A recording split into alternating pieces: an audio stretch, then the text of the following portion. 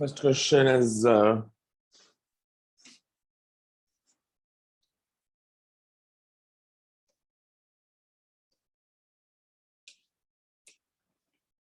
particle is projected at an angle of elevation alpha, and after t second it appears to have an elevation beta as seen from the point of projection.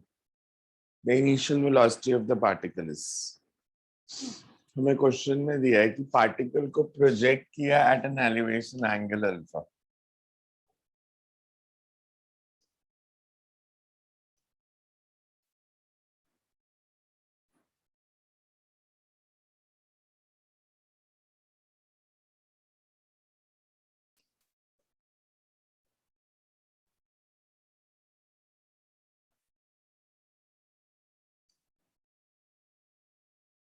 Path followed by this body will be parabolic. After some time, it makes an angle of beta with horizontal. The initial angle alpha, but after some time, it makes an angle beta. ये given है question में.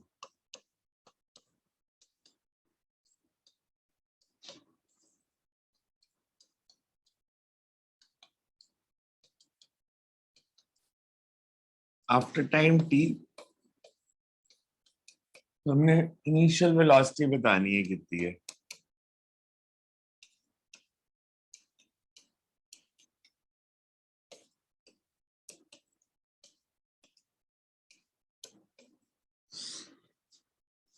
Formula हमारे पास है कि tan beta is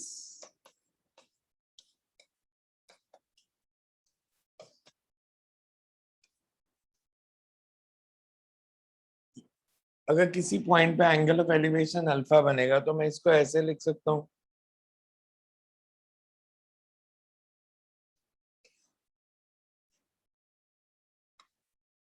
कि अगर body मान लो इस पॉइंट पे है, उन्होंने कहा इनिशियल पॉइंट पे एंगल बीटा बन रहा है. सो ये अगर y है, ये x है, tan beta is y by x.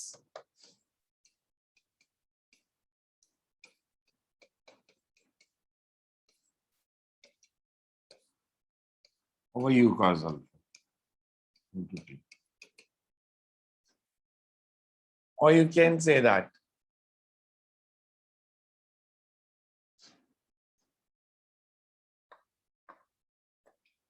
tan beta is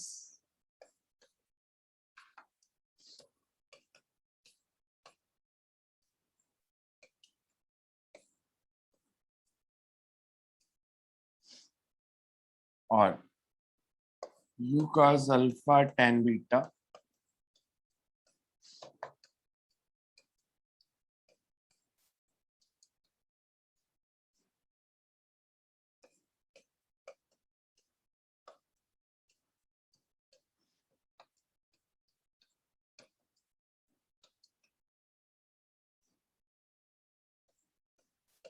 maths रह गए इसके आगे. तो cos alpha tan beta is sin beta over cos beta.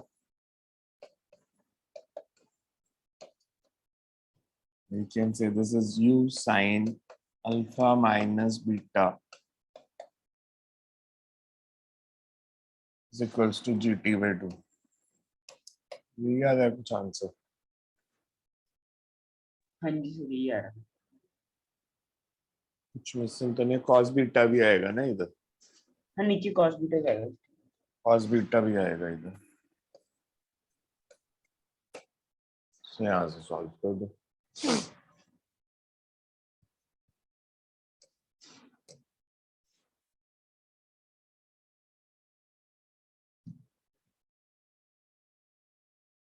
ये तो इजी क्वेश्चन था.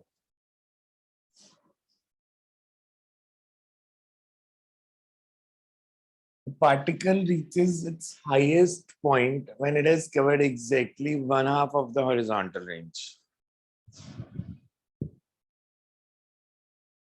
The corresponding point on the vertical displacement. Now, this word is important.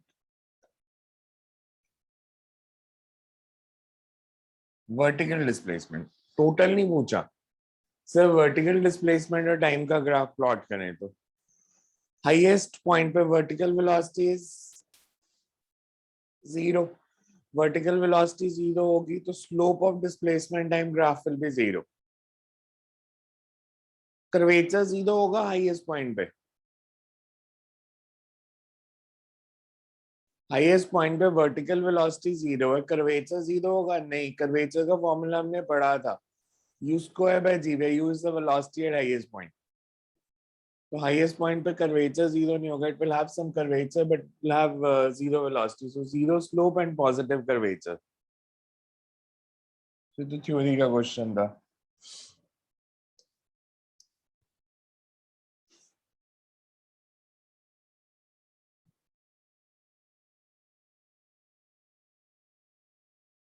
A car is traveling at a constant speed, starts overtaking another car, which is moving with acceleration of 2 meters per second square initially at rest. तो 1D का question आ गया. Assuming the length of each car to be 5 meters, total road distance used in overtaking. पहले तो relatively solve कर सकते हो आप इसको.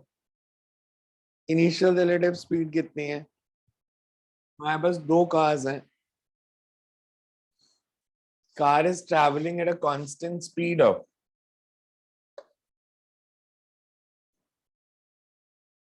20 meters per second, starts overtaking another car.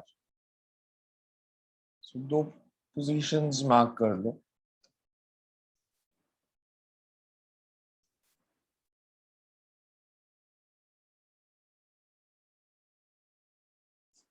हमारे पास ये एक कार है. Length of each car is 5 meters.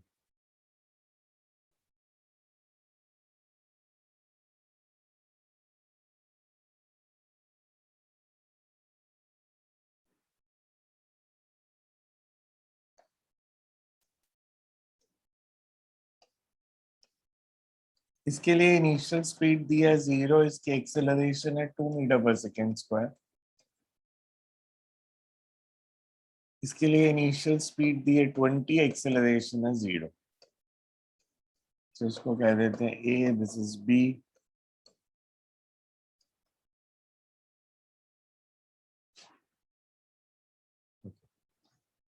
अगर ए ने बी को ओवरटेक किया तो रिलेटिव डिस्टेंस कितना ट्रैवल किया? इसकी फाइनल पोजीशन कौन सी हो जाएगी अगर ए बी को ओवरटेक कर ले? ए अगर बी को ओवरटेक करेगी तो फाइनली ये रिलेटिवली इस पोजीशन पे होंगे. तो ए ने बी से कितना डिस्टेंस रिलेटिवली ज्यादा ट्रैवल करना है? There is 10 metre. Initially A का फ्रंट पॉइंट और बी का लास्ट पॉइंट सेम पोजीशन पे है, पर जब ए बी को ओवरटेक कर लेगा तो ए का फ्रंट पॉइंट जो है बी के फ्रंट पॉइंट से 5 मीटर आगे, तो total relative distance travelled is 10. We say relatively distance traveled by A with respect to B, it's SA minus SB. This will always be 10 meter. Initial relative velocity, UA minus UB.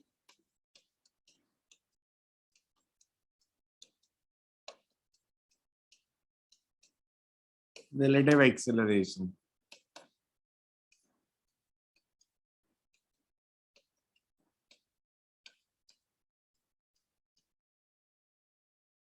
हमने बताना है 20 metre कितने time में cover कर देगा. सो S is equal to UT plus half AD square. That will be the time. उसके बाद क्या करना पड़ेगा?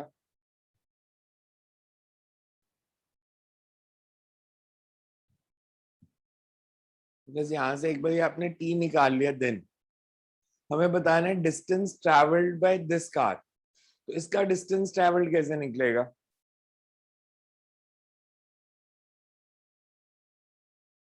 S is equal to UT, 20 into time. So that will be the answer. 1D का क्वेश्चन रहे वैसे.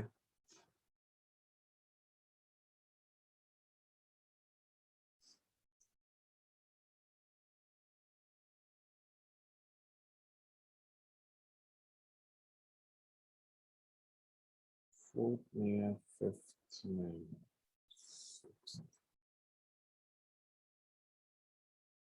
The trajectory of a particle moving in a vertical plane is y is equals to ax minus bx square, where a and b are constants. X and y are respectively horizontal and vertical distance of the projectile, the maximum height attained by the particle, and the angle of projection.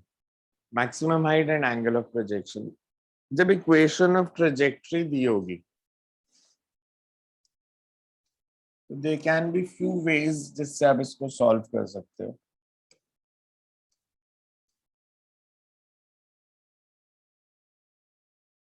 एक method तो रहेगा कि आप इसको general equation के साथ compare कर लो. अगर मैं इसको जनरल इक्वेशन के साथ कंपेयर करूं,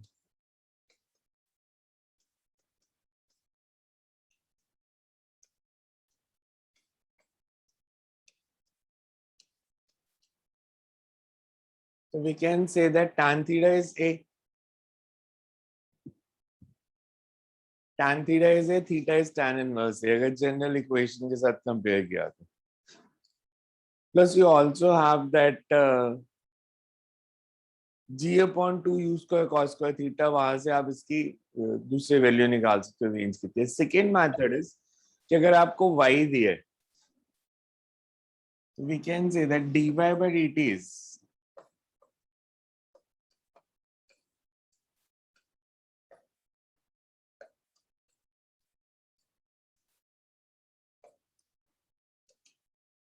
आप इसको इस फॉर्म में लिख सकते हो.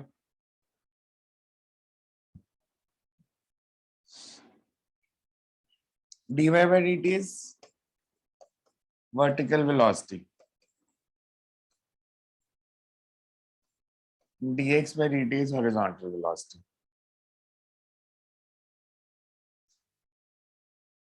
Maximum height by vertical velocity की value 0.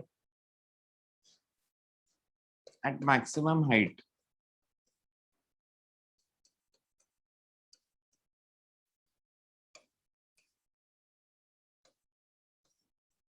by 0. That means a minus 2bx is 0. Implies x is equals to a by 2. हमें बतानी किसकी वैल्यू है. You have to find the maximum height attained and the angle of projection. ये मेरे पास किसकी value आई है. x is equals to a by 2b. This is maximum height or this is something else?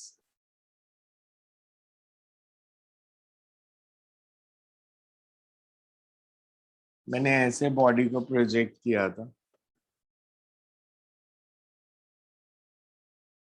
मैंने कहा जब by 0 है,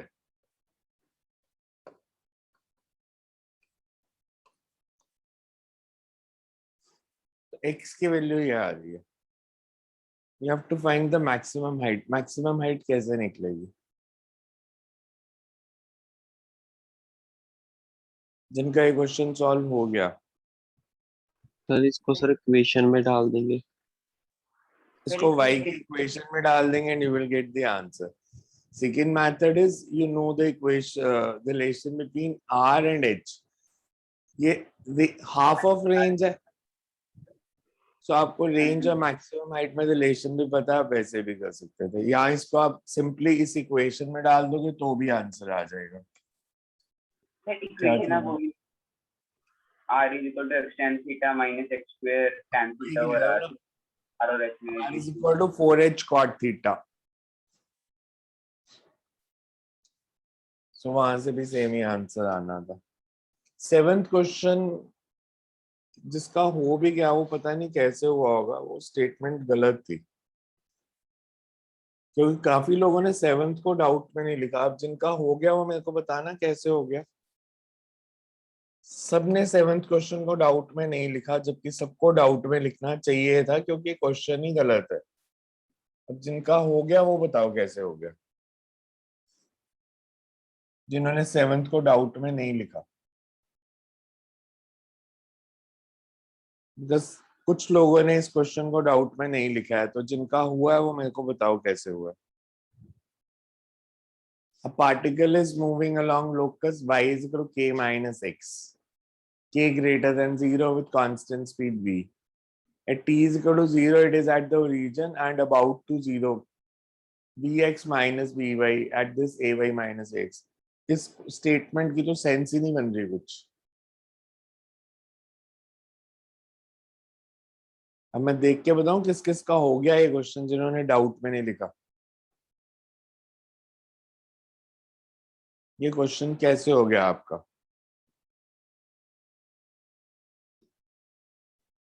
sir इसकी language नहीं आई। मैं तो पूछ रहा हूँ जिनका हो गया. आपका हो गया था या आपने डाउट में लिखा है इसको? हाँ जी सर, लिखा था डाउट। तो जिसने नहीं लिखा वो बताओ. और जिन्होंने लिखा है डाउट में वो इसको अब दोबारा से सॉल्व करो. हमारे को क्वेश्चन में दिया है दो चेंजेस हैं. Locus is given as y is equals to k under root x. हमारे को ये दिया है. And if vx is equals to vy, at this moment ay minus ax is. Particle starts from a region. इसको छोड़ दो. If vx is equals to vy, then ay minus ax is. अब करो इसको सॉल्व सारे लोग.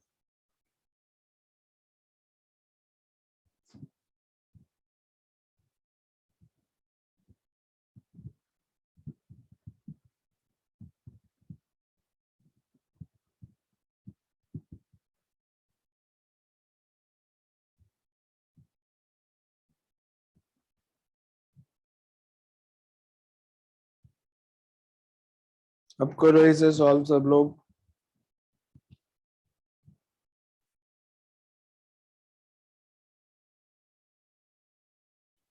If y is equal to k under root x.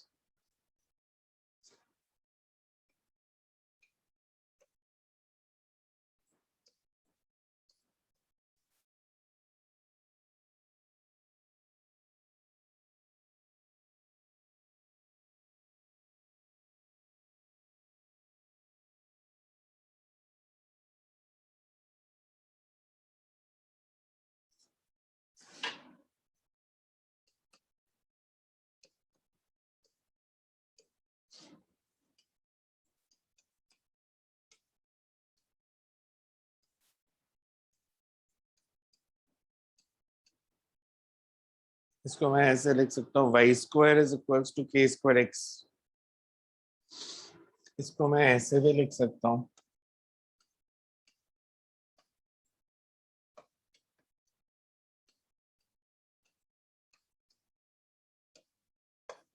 I can also write it as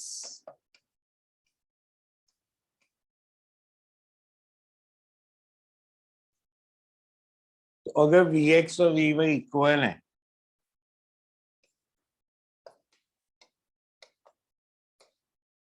तो मैं कह सकता हूँ y की वैल्यू k स्क्वायर बाय 2 है.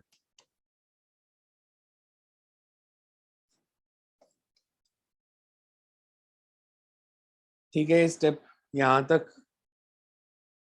y is equal to k square by 2 तक किसी को डाउट है तो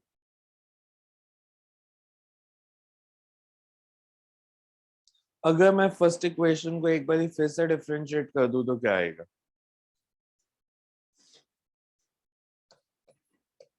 vy is equal to k over 2 under root x into vx. This should be 2 dy by dt into vy plus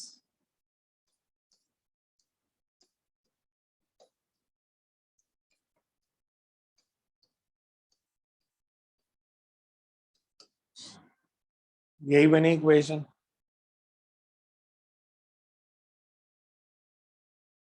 dy by dt is vy. So this can be written as 2vy square plus 2y. dy by dt is ay. K square into dvx by dt. This is ax.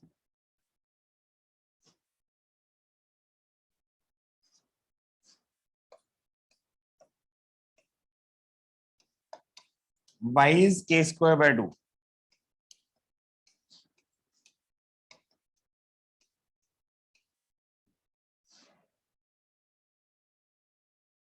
So you get 2vy square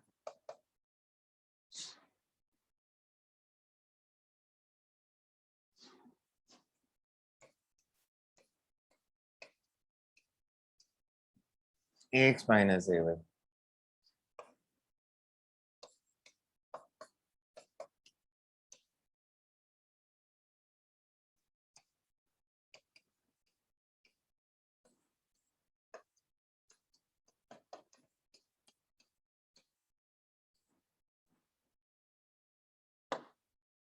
So ay minus ax is minus of b square by k square.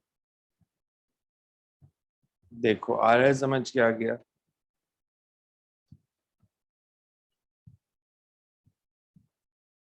Medical में नहीं आएगा ये question. This is a typical non medical question.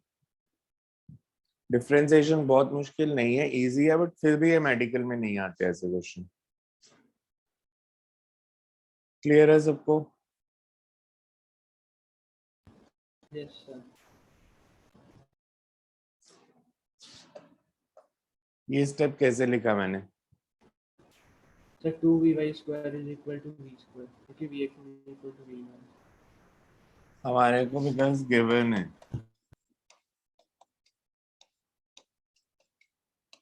अगर v y so v y equal है तो मैं इसको ऐसे लिख सकता हूँ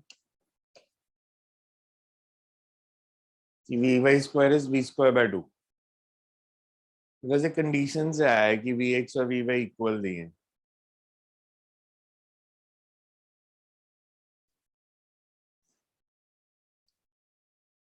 फिजिक्स कम थी, मैथ्स पे बेस्ड ज्यादा था ये क्वेश्चन.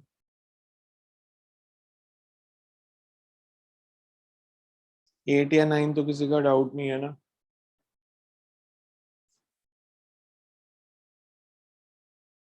नहीं. Particle is projected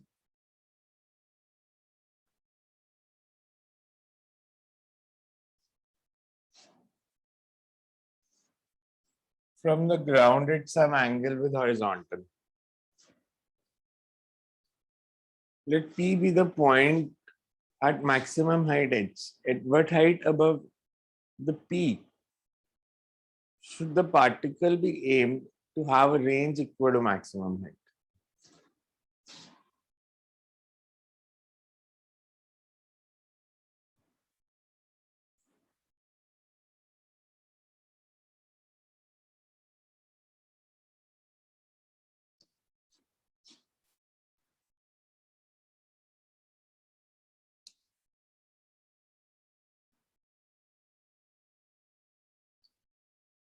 हमने बताना है इस पॉइंट P से कितनी ऊपर एम करें small h so that range is equals to maximum height. ये हाफ रेंज है. अगर रेंज और मैक्सिमम हाइट इक्वल है मैं इसको ऐसे भी लिख सकता हूँ h/2. सर इसके अंदर आप प्रूव भी कर सकते हो r is equal to 4h cot theta, वहां से cot थीटा 1/4 पहले डायग्राम तो बनाने दे. करना तो वही है मेरे को भी. मैंने पूछा कैसे करना है, जब मैं पूछूंगा तब बताया करो कैसे करना है. अभी तो मैं समझा रहा हूँ जिनका डाउट है उनके लिए. सो ये वैल्यू h/2 है. हमें ये एंगल पता है tan थीटा. tan थीटा की वैल्यू हमें दी है कि tan थीटा इज अगर r और h इक्वल है तो हमारे पास ये रिलेशन होता है r is equals to 4h cot theta. If r and h are equal, cot theta is 1/4 और tan theta is 4. तो यहाँ पे वैल्यूज पुट कर दो. जब tan theta अगर हमारे पास 4 है तो 4 is equals to h plus h by h/2. इसी करना था. So small h की वैल्यू आ जाएगी perpendicular over base.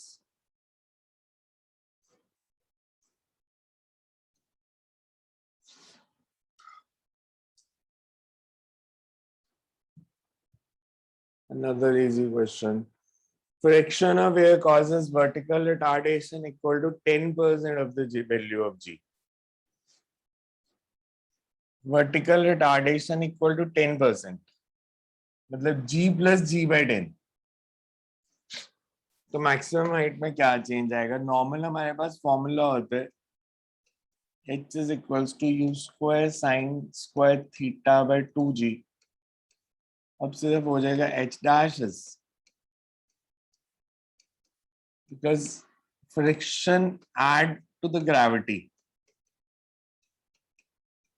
So this becomes 10 by 11 into h dash h.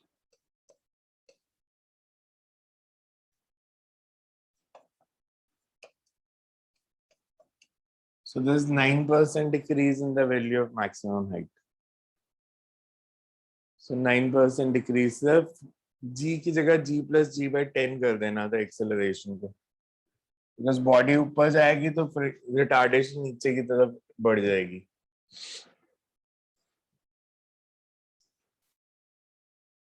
Twelfth.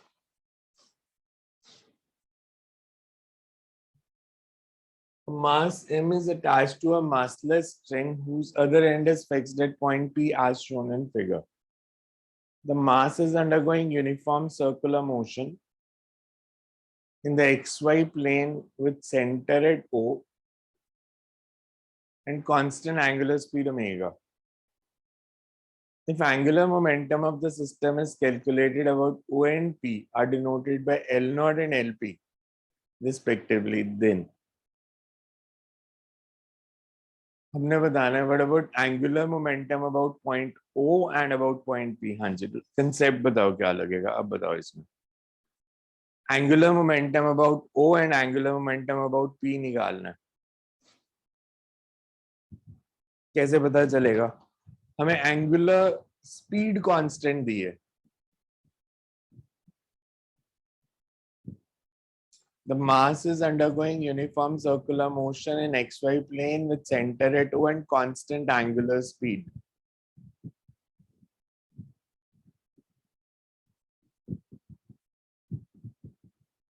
क्या कंसेप्ट है? जिसका ये डाउट नहीं है, 12th क्वेश्चन, जिनका डाउट नहीं है बताओ कैसे करेंगे.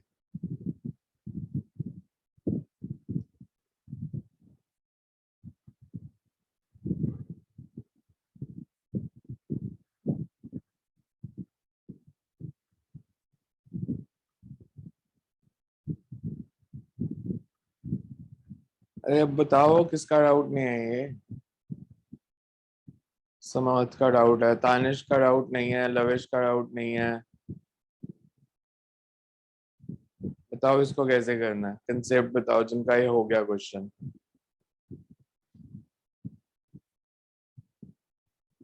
लोकेश का भी डाउट नहीं है. ये कौन बताएगा जिसने डाउट्स में नहीं भेजा इसे?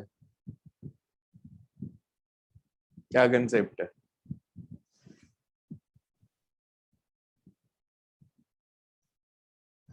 लवेश, लोकेश, तानिश, अब तीनों का ये डाउट नहीं था, कैसे करेंगे? सर हाँ जी. सर एल नॉट का तो सिंपल है कि पी और ओ क्योंकि डिस्टेंस बिटवीन मास और ओ पॉइंट का फिक्स है, और क्योंकि ओमेगा सेम स्पीड है तो हम कह सकते हैं omega equal to v by r. तो उससे पी क्रॉस आर जो पी आर साइन थीटा तो वो सेम आ रहा है एल नॉट. और एल पी का ये क्या था कि डिस्टेंस तो यहाँ भी फिक्स्ड है. हाँ जी. और ये भी तो डिस्टेंस फिक्स ही है, सर्कल में मूव करेगा तो पी से तो डिस्टेंस हमेशा सेम ही रहेगा.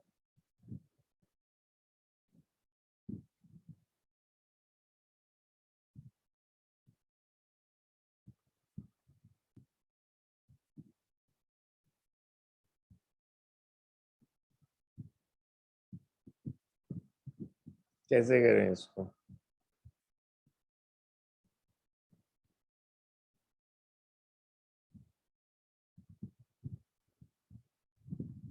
हाँ जी तानिश, अब बताओ कैसे किया आपने इसको? सर ओ वाला तो दिख रहा था कि वेरी नहीं, टाइम के साथ वो वेरी नहीं करेगा, कांस्टेंट रहेगा. बट एलपी का रहता था कि वो थोड़ा वेरी करेगा, इसलिए नहीं सर. क्यों वेरी करेगा? लगा क्यों वेरी कर? नहीं वही तो पूछो, क्यों वेरी करेगा? अगर एल नॉट कांस्टेंट है तो एलपी कैसे वेरी करता? एल नॉट कांस्टेंट है तो एलपी कैसे वेरी किया? ये थोड़ी है मैंने आंसर भेजे तो आंसर से आपने कर दिया कि ठीक है एल नॉट तो पता चल गया तो सी पार्ट है, ठीक है हो गया मेरा ये। ऐसे थोड़ी होती है फिजिक्स। मेरे को बताओ जिनका हो गया एलपी कैसे वेरी कर रहा है?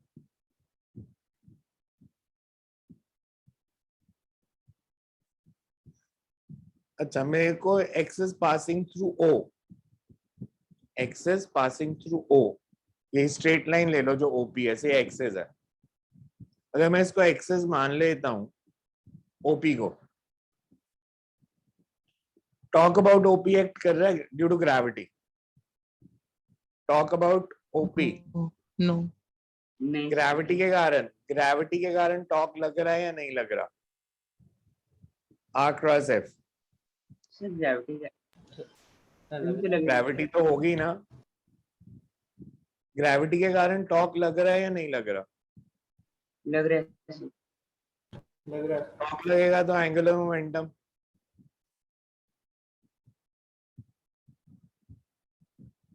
अच्छा ग्रेविटी के कारण टॉक कितना लग रहा है बताना? टॉक ड्यू टू ग्रेविटी है कितना?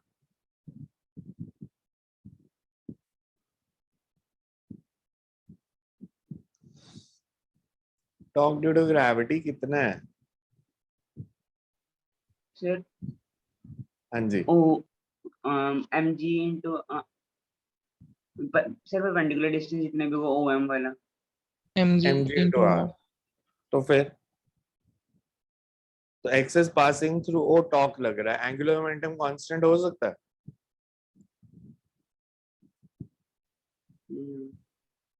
आपने कहा एलओ कांस्टेंट है और एलपी वेरी कर रहा है। अब मेरे को जो ऑप्शन बोलो ना मैं उसको अभी आपके सामने ठीक प्रूफ कर दूंगा और आपको समझ भी आ जाएगा। और उसका एक ही रीजन है कि आपको फिजिक्स नहीं आती। अब मेरे को बोलो कौन सी ऑप्शन ठीक प्रूफ करके दिखाऊं?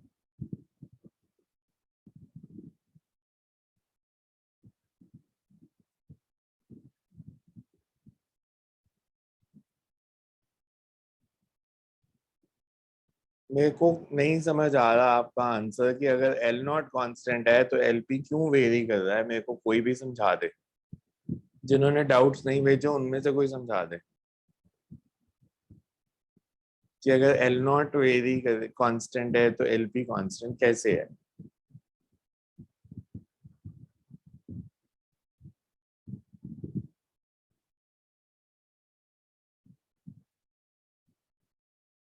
क्योंकि आपने आंसर देखा सी पार्ट है तो सी पार्ट पे टिक किया, पर मेरे को नहीं आ रहा ना समझ।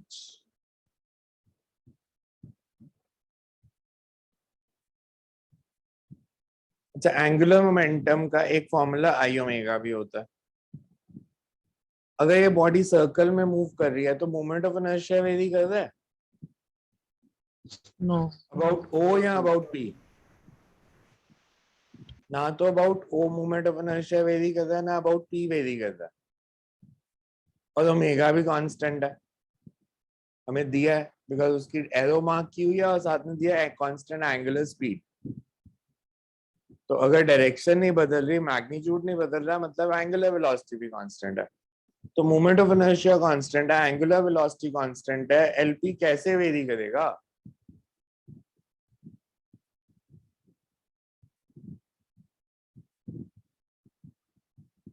तो उसकी ऐसा सेंट्रीफ्यूगल फोर्स का कुछ होएगा?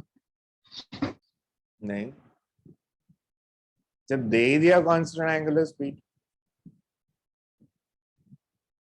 ऐसा भी तो हो सकता है जो आंसर दिए हो वो आंसर गलत हो, आप उसको ठीक प्रूव करने की कोशिश कर रहे हो। अपने लॉजिक लगा के आप सी को ठीक प्रूव करने की कोशिश कर रहे हो, पर मेरे को नहीं समझ आ रहा कि अगर आई और ओमेगा कांस्टेंट है तो एंगुलर मोमेंटम कैसे वेरी करेगा। ना तो आर क्रॉस पी से देखो आर वेरी कर रहा है ना पी वेरी कर रहा है। सर इसकी हाँ जी। डायरेक्शन वेरी कर रही है क्योंकि सर उसमें एम वी अगर एक मिनट, अगर एक बॉडी क्लॉकवाइज या एंटी क्लॉकवाइज किसी भी डायरेक्शन में मूव कर रही है और कांस्टेंट एंगुलर स्पीड से मूव कर रही है तो एंगुलर मोमेंटम की डायरेक्शन बदल रही है नहीं सर अबाउट पी पूछ रहा हूँ मैं मतलब क्या? सर about यार तो नहीं आर change हो रहा। क्रॉस पी से देखो या किसी से देखो, एक सिंपल क्वेश्चन मैं पूछ रहा हूँ, एक बॉडी क्लॉकवाइज या एंटी क्लॉकवाइज मूव कर रही है तो उसका एंगुलर मोमेंटम बदल जाता है, डायरेक्शन। एंगुलर मोमेंटम की डायरेक्शन भी तो राइट हैंड कर्ल रूल से सर्कल में निकाल सकते हो। राइट हैंड के फिंगर्स घुमा दो जिधर बॉडी घूम गया, thumb gives you the direction. R cross p से भी वही आनी है और राइट हैंड कर्ल रूल से भी वही आनी है। तो मेरे को बताओ कैसे बदला। अब क्यों सी को ठीक प्रूव करने पे लगे हो अगर आपको नहीं समझ आ रहा तो।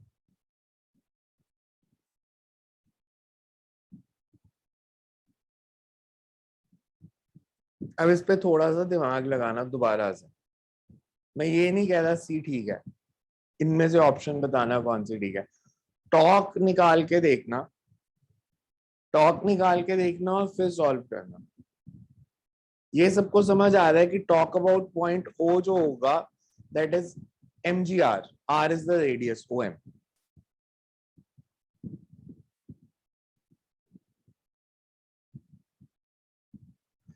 r और mg में एंगल कितना बन रहा है?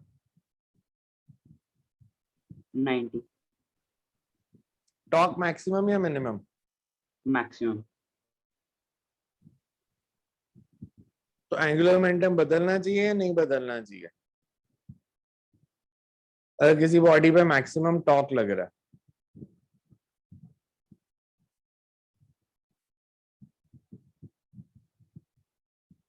अगर टॉक लग रहा है, मैं आपको सिर्फ इतना ही दूं, an external talk acts on a body, its angular momentum will change, it may change, it may remain constant, and it can increase, it will increase or decrease. An external torque acts on a system. Is it essential for angular momentum to change?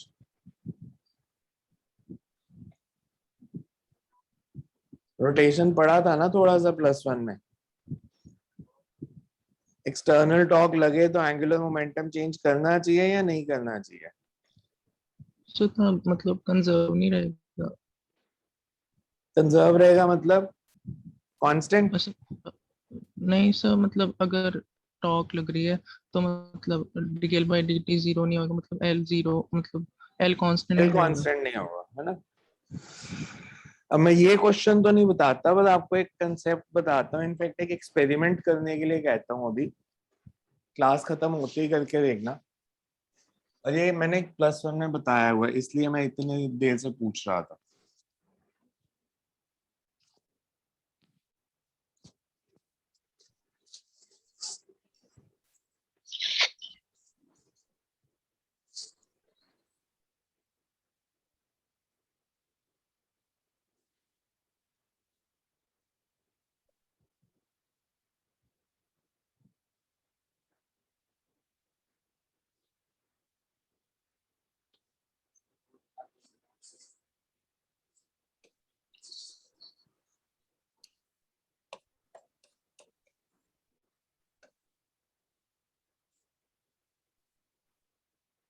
सबने देखा है door? मैंने इस पे force लगाई इधर। इसको अपने घर रूम के डोर को आधा खोल लो, इसको ऊपर से पकड़ के खींचो ऐसे। ये आर और ये एफ, आर और एफ परपेंडिकुलर है। टॉक लग रही है या नहीं लग रही?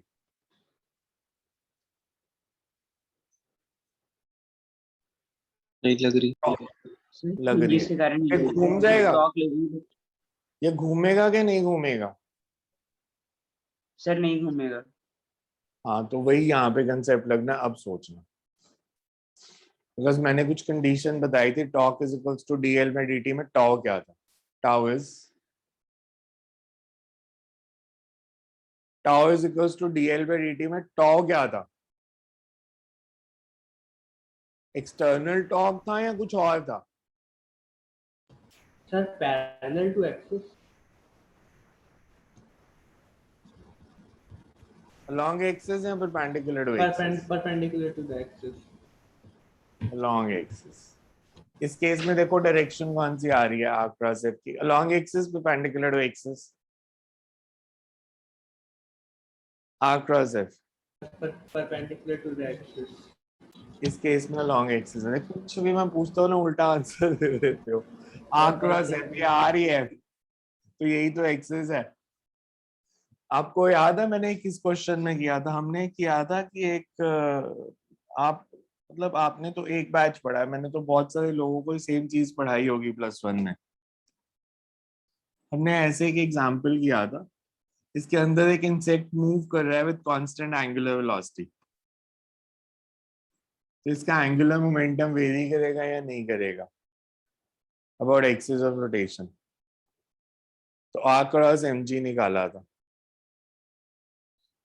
अगर मैं इधर फोर्स लगाता है ऐसे परपेंडिकुलर इनवर्ड्स,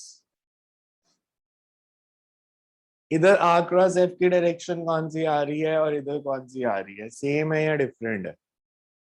इधर जो डायरेक्शन आ रही है that is perpendicular r cross f, इधर आ रही है पैरेलल। तो ये जो फॉर्मूला था ना इसको यहाँ तो याद ही ऐसे रख लो कि दोबारा ना भूल जाओ।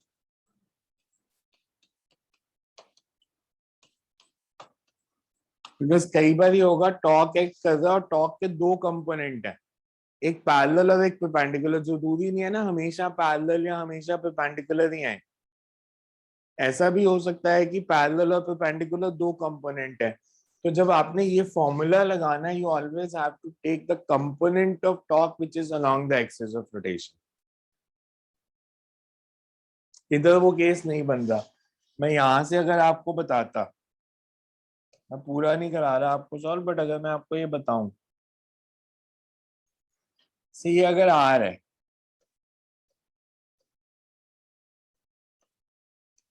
ये mg है, आर क्रॉस mg की direction it's perpendicular to the axis, तो टॉर्क की जो डायरेक्शन आ रही है that is perpendicular inwards, axis ये है। तो टॉर्क लग तो रहा है पर टॉर्क एंगुलर मोमेंटम नहीं चेंज कर सकता बिकॉज टॉर्क का कोई कंपोनेंट अलोंग द एक्सिस नहीं है। अब सोचना कौन सा आंसर बनेगा। तो हमेशा जो आंसर दिए हैं वो निकालने की कोशिश ना किया करो। सर एक बार थोड़ा सा बैक कर दो और एक बार डोर वाला समझा दो प्लीज। क्या समझाऊं? आपका सर तो डोर आ गया, आपको तो वाला समझाना नहीं चाहिए।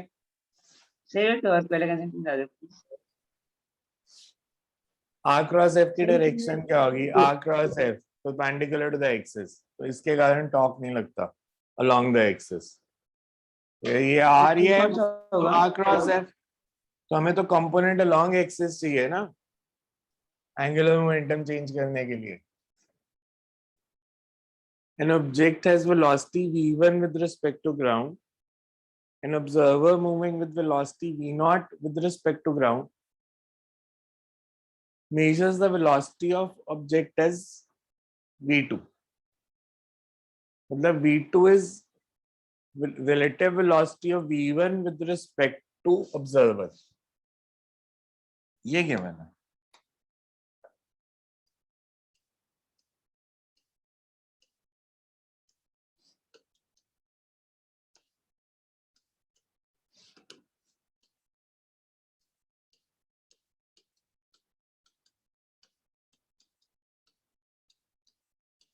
तो बेसिकली मेरे को ये दिया है कि v2 is v1 is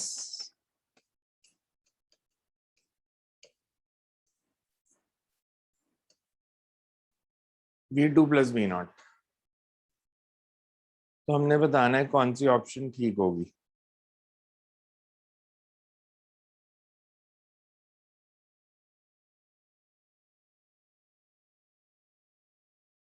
v1 की कौन सी वैल्यू ठीक लगती है आपको?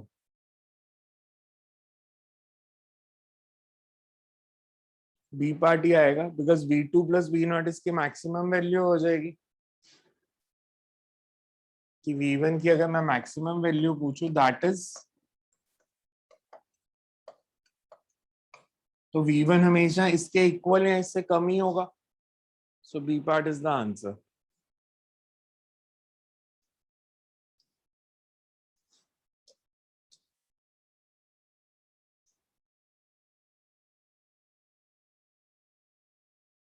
ये तो इजी क्वेश्चन था, एक इसका डाउट है 14th. There are two values of time for which projectile has same height.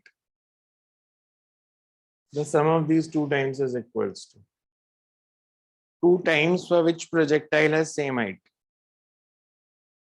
तो हमने बताना है sum of these two times is. Sir इसके अंदर हम प्रोजेक्टाइल कंसीडर ना करके सिंपल उसे अपवर्ड थ्रो करने वाला केस लेते हैं ना, वर्टिकल वाला. आप प्रोजेक्टाइल भी ले सकते हो यार, उसमें क्या है. उनसे वैसे भी करते, लेकिन उससे बहुत इजी हो गया था. प्रोजेक्टाइल से भी इजी हुई है, उसमें भी कुछ नहीं है. हमें दिया there are two values of time for which projectile is at the same height. Basically अगर मैं किसी प्रोजेक्टाइल को थ्रो करता हूँ, टी में इक्वेशन आ जाती है, इसे t1 + t2 ओ, फिर नहीं, equation नहीं, नहीं, नहीं, नहीं, कुछ डायग्राम नहीं की हो करना, गया. कुछ नहीं सर करना. जितना टाइम उसे एक साइड से पहुंचने में लगा, उतना ही उसे नीचे जाने में लगेगा, और पीछे वाला टाइम हमें कांस्टेंट इन रहेगा. दोनों का सम बताना है बस. तो इट्स कैपिटल टी. बिकॉज अगर यहाँ पे वो टी सेकेंड्स में पहुंचेगी तो कैपिटल टी माइनस टी में ही पहुंचेगी हमेशा. So sum of these is always capital T.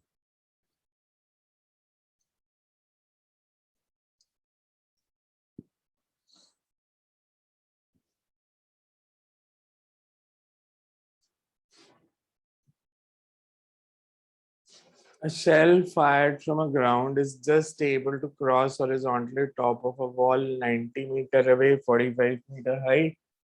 Direction of projection of the shell will be. हमने शेल को फायर किया है, which is just able to cross horizontally top of a wall 90 meter high and 45 meter away.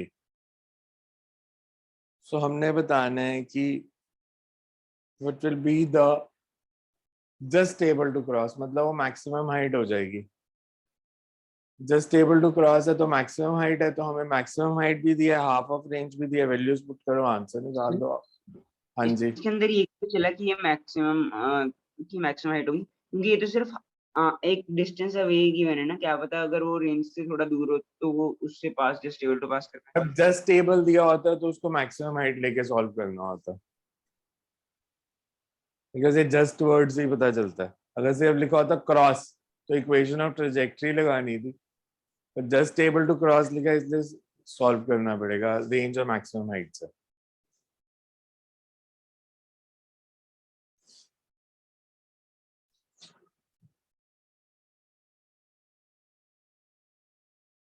A piece of wire is bent in the shape of parabola.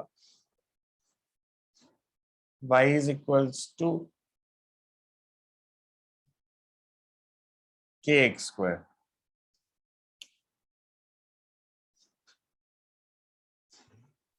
The bead can slide on the wire without friction. It stays at the lowest point of parabola when the wire is at rest. The wire is now accelerated parallel to the x-axis with constant acceleration a. The distance of equilibrium. ये basically आपका ना काम आसान हो गया, because diagram में सारी forces mark कर दी. Because diagram में सारी forces, सारे angle mark कर दिए, तो आपने इसको रेस्ट पे रखना है, तो सिर्फ ma cos थीटा को mg cos 90 माइनस थीटा के साथ इक्वेट ही करना रह गया. ये क्वेश्चन जब एक्चुअल में आया था तो कोई फोर्स मार्क नहीं की थी, आपने खुद सब कुछ करना था. इसमें तो डायग्राम में सारी फोर्सेस मार्क कर दी, तो आपका काम आसान हो गया कि आपको सिर्फ दो फोर्सेस को बैलेंस ही करना है.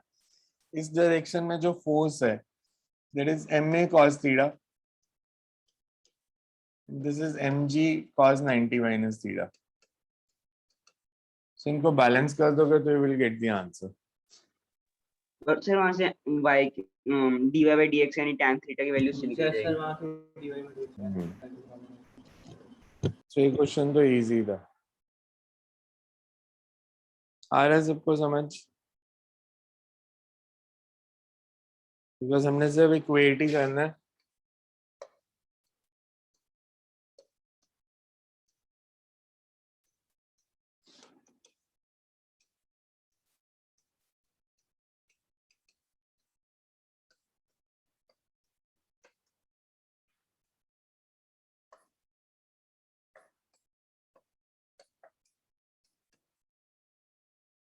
dy by dx आ जाएगा 2kx.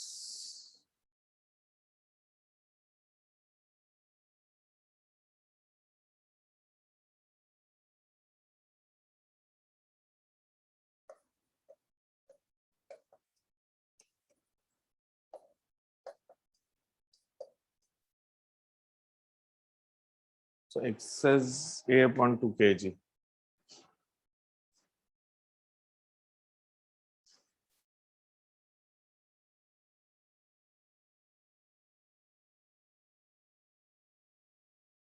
A bob of mass m is suspended by a massless string of length L. The horizontal velocity v at position A is just sufficient to make it reach point B. The angle theta at which speed of the bob is half that it is satisfies the condition. हाँ जी, कैसे करेंगे? Sir इसको लंबे वाले तरीके से किया था मैंने। पहले इसके अंदर वेलोसिटी निकल गई थी √5 gl, वो तो गिवन था कंसेप्ट, लेकिन उसके बाद फिर उसको हाफ करने के लिए डिस्टेंस निकाला था, वो 15L/8 आ गया था। वहां से π/4 से π के बीच में आ रही थी वैल्यू। सर मैंने एनर्जी कंजर्वेशन यूज किया था इसमें। हमारे पास जो फॉर्मूला होता है at any height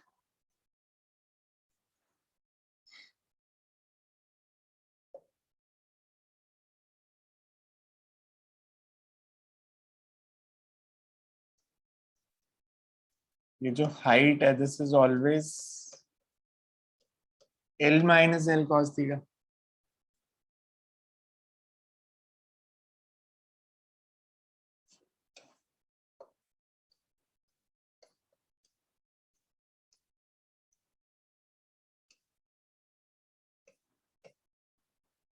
lowest point पे वेलोसिटी है 5gl, तो यहाँ पे इसकी वैल्यू 1/4 क्योंकि स्क्वायर है √5gl/2 का whole square.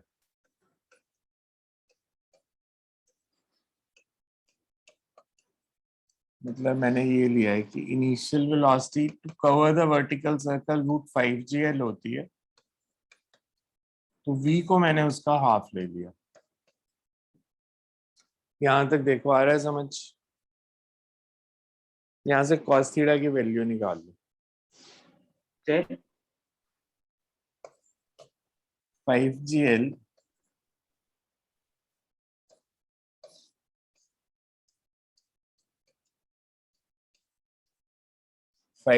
is equal to 20gl minus 8gl 1 minus cos theta। अगर हम gl को कैंसिल कर दें पूरी इक्वेशन में, so you get 5 is equals to 20 minus 8 plus 8 cos theta। So 20 minus 8 is 12 is 5।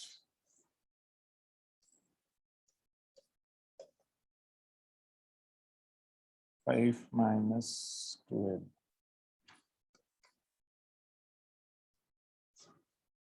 cos theta की value यही आ रही है, मतलब theta lies between 3π/4 and pi.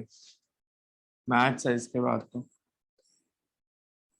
cos theta की वैल्यू -7/8 कब होगी? जब वो सेकंड क्वाड्रेंट 3π/4 और पाई के बीच में।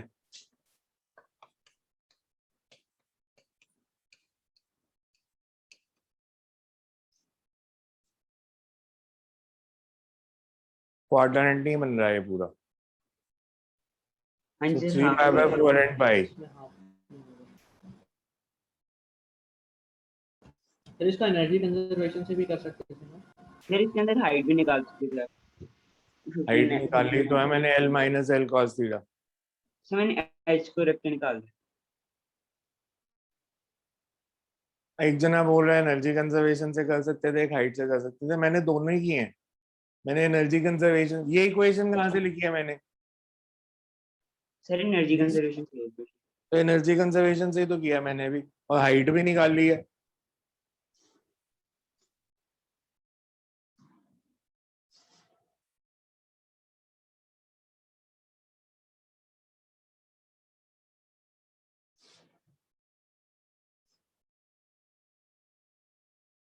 Twelve persons are initially at 12 corners of a regular polygon of side A.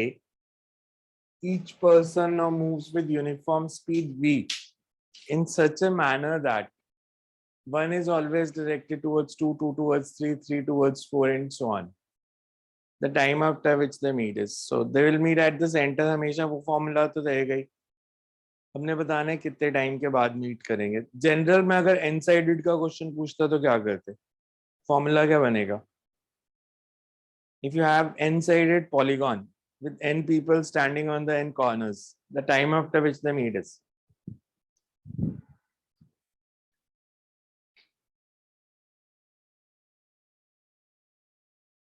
कैसे करेंगे?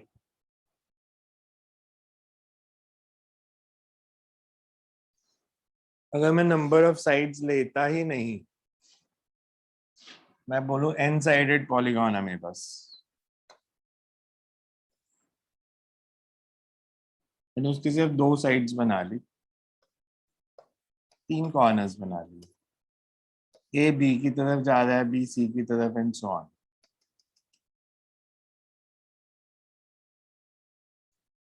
General formula time after which they meet, because paper में वो n बदलते रहते हैं. ट्राइंगल से शुरू हुआ था, ट्राइंगल आ गया, हेक्सागन आ गया, 12 साइडेड भी आ गया. तो जनरल फॉर्मूला क्या होगा?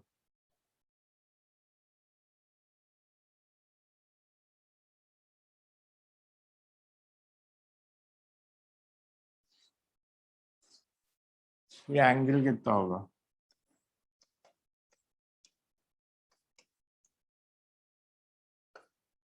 अब तो बता दो.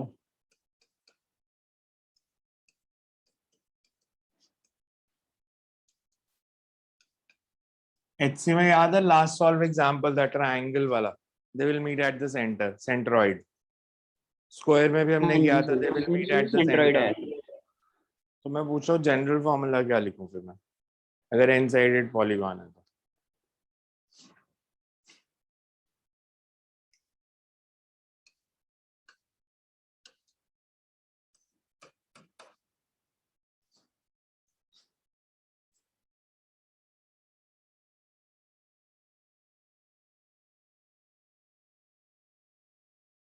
अब बहुत सिंपल वे में भी सोच सकते हो.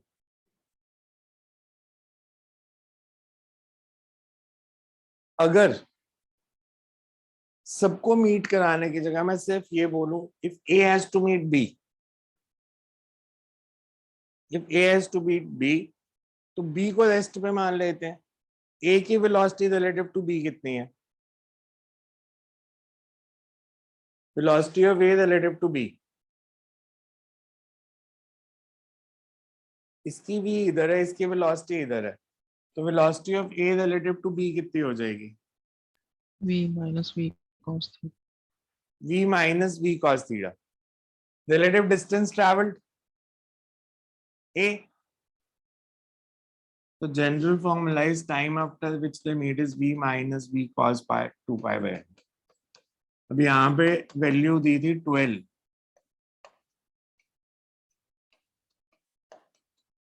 So cos pi by 6. Cos pi by 6 is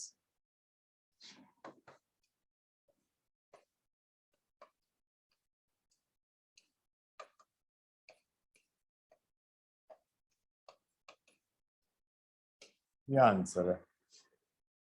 तो इसलिए ऐसे याद रख लो, एन साइडेड पॉलीगॉन कोई भी आ जाए, angle is always 2 pi by n, तो v minus v cos 2 pi by n. Relatively सिर्फ 2 को मीट कराया मैंने, सबको कराया ही नहीं. वो जो 11th में करते थे, that is a conventional method. School में प्रूव करके दिखाना है कि they will meet at the centre, वो हम डिफरेंट वे में करते थे. इफ यू रिमेंबर, हमने स्क्वायर का ऐसे किया था, if they have to meet at the centre, तो ये डिस्टेंस लिया था और इस वेलोसिटी का कंपोनेंट ले लिया था इस डायरेक्शन में, फिर हमें ये डिस्टेंस निकाला था. तो अगर एन साइडेड आ जाएगा, हर बार ये डिस्टेंस निकालने की जगह आप 2 बॉडी से कर दोगे तो इजीली सॉल्व होगा. समझ में आ रहा है सबको ये मेथड? हाँ जी सर. तो इसलिए फॉर्मूला याद रखना.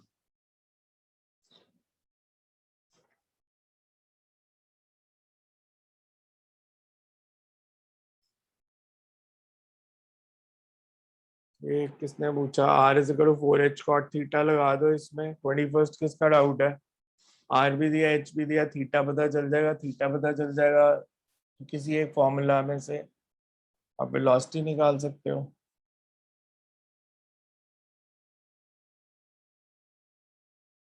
बस इस क्वेश्चन में तो कुछ था ही नहीं करने वाला। हमें आर दिया है 12, एच दिया है 4,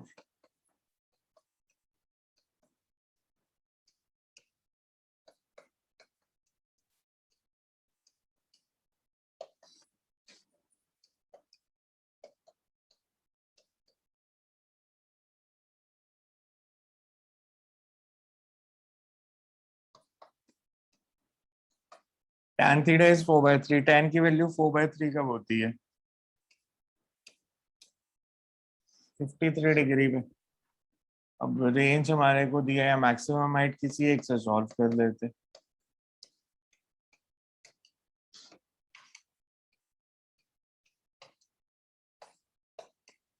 यहाँ से यू निकाल लो, जी को जी रहने दो बिकॉज जी के टर्म्स में ही आंसर है।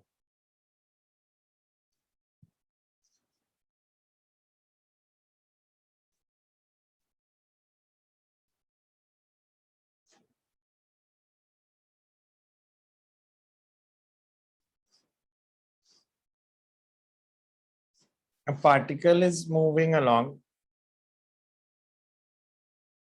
x-axis whose acceleration is given by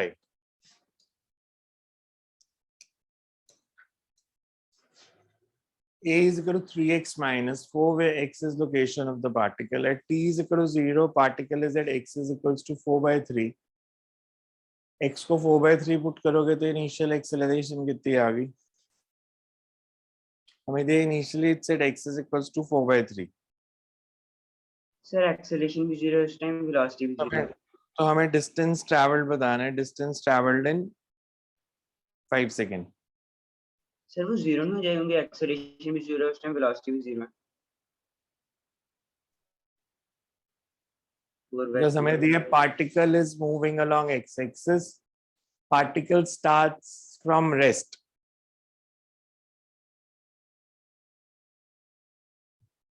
किसका डाउट था ये question? 28।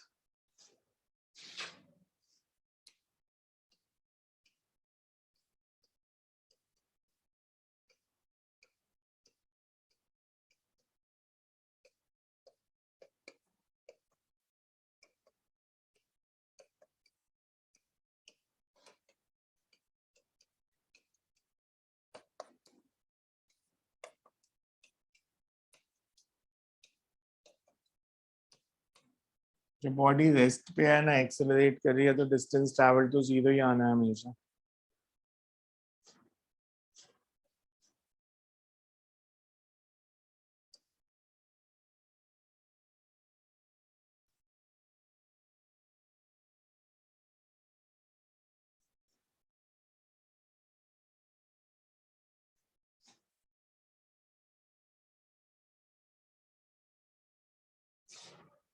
Two particles P and Q are projected simultaneously away from each other as shown in figure.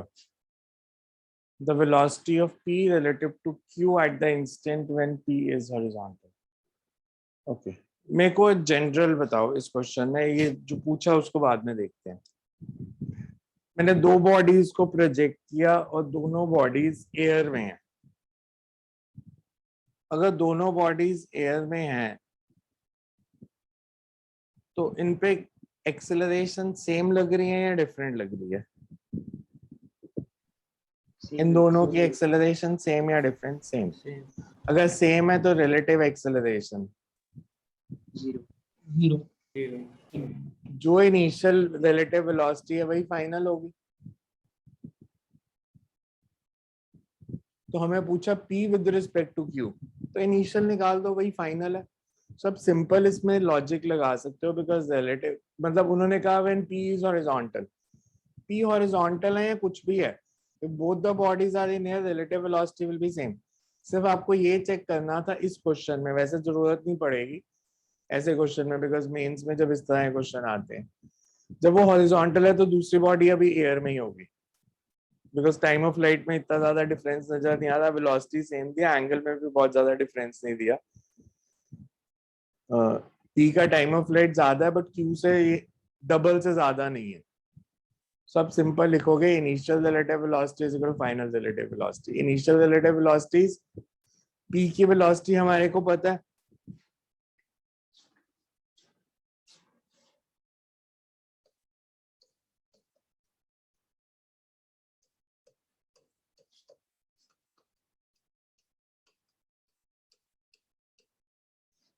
and initial velocity of q is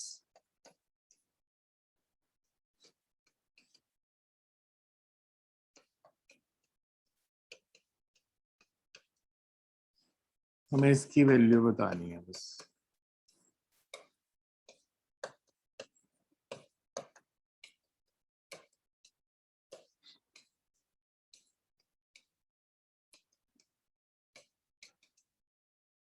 His relative acceleration is 0. So you just have to find up minus uq.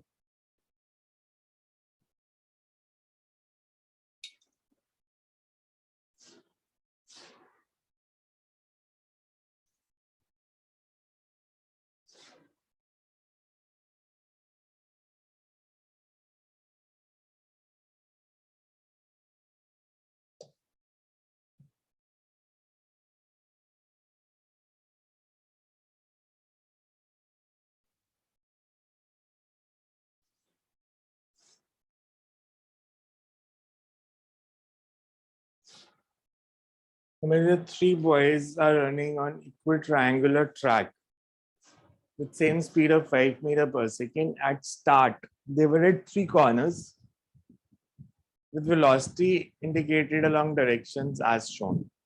The velocity of approach of any one of them towards another at t is equal to 10 seconds. अगर मेरे को velocity दी है 5 और t is equal to 10, मतलब after 10 seconds ये तीनों centre पे होंगे अपनी साइड्स के। हाँ जी सर। तो हमें रिलेटिव वेलोसिटी बतानी है कितनी होगी, relative velocity of anyone with respect to other.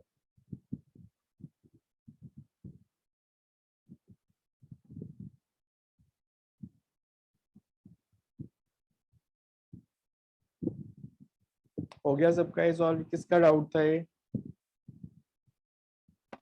Sir पहले डाउट था लेकिन जब आपने बाद में करा दिया फिर डाउट खत्म।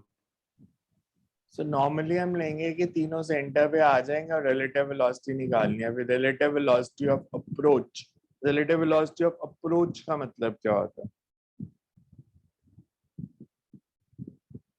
When it's written that find the relative velocity of approach, what does it mean?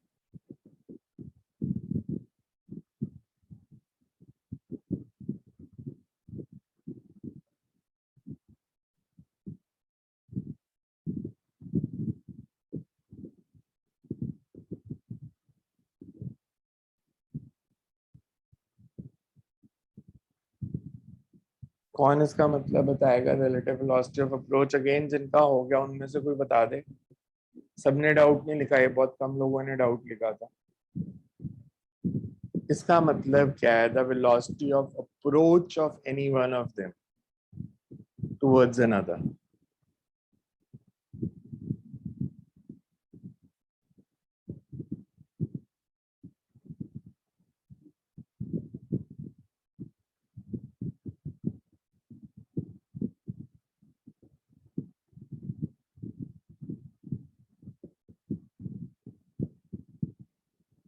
कैसे करें?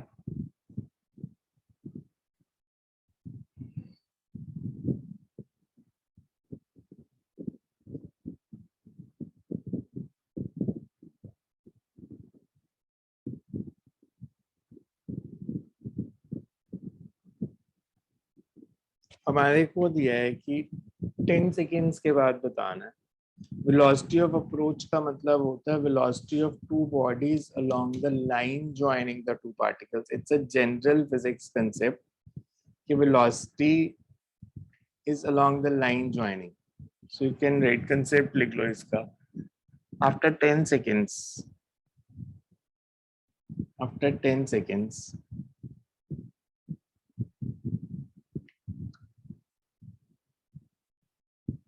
all the three boys will be at the center of triangle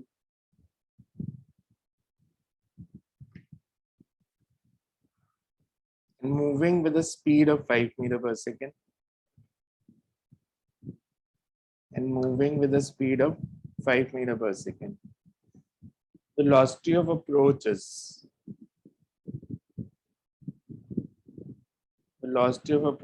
relative velocity along the line joining the two particles. Relative velocity along the line joining the two particles.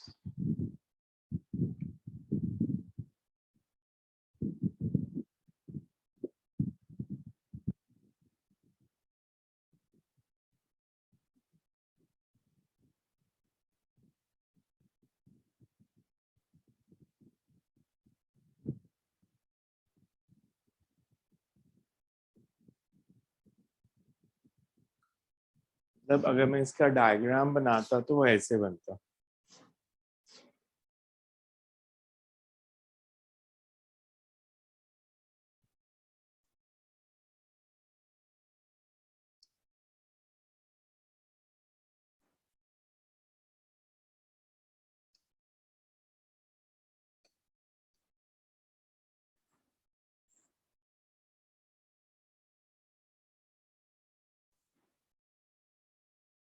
सारे 5 metre से travel कर रहे थे 5 metre पर second.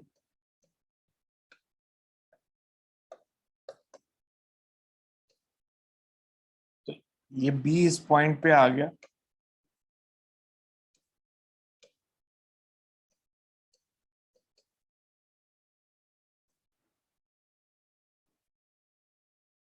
ए move कर रहा है इधर.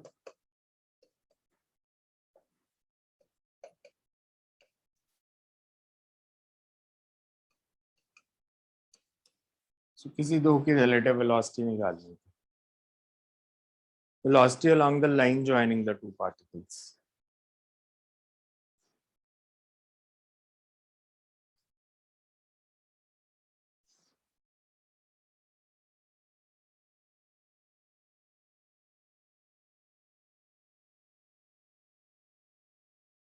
In the figure shown, the angle of inclination is 30. Find the horizontal velocity v0 so that particle hits the inclined plane perpendicularly. हमने height h से उसको horizontally throw किया.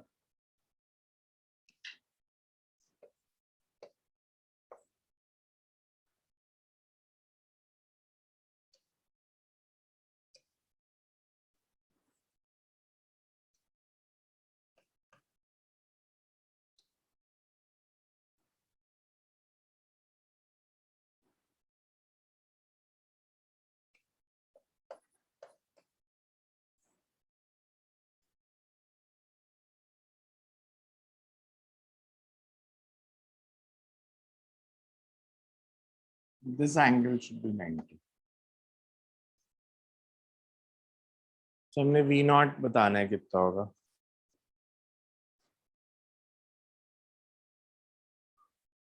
अगर ये inclined plane को perpendicularly hit करेगी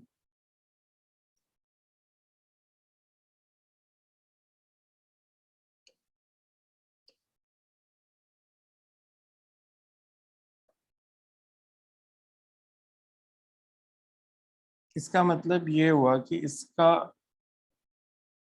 जो हॉरिजॉन्टल के साथ एंगल बनेगा ये 30 है तो ये भी 30. ये सर ये भी 30 हो वहां से ये हो जाएगा v cos 30 और ये 60. यहाँ से p निकल जाएगा. सो हमने बताना है what should be the value of v0. जिनका नहीं हुआ पहले करो सॉल्व फिर देखते हैं. हमें ये दिया कि it hits the inclined plane perpendicularly, you have to find v0.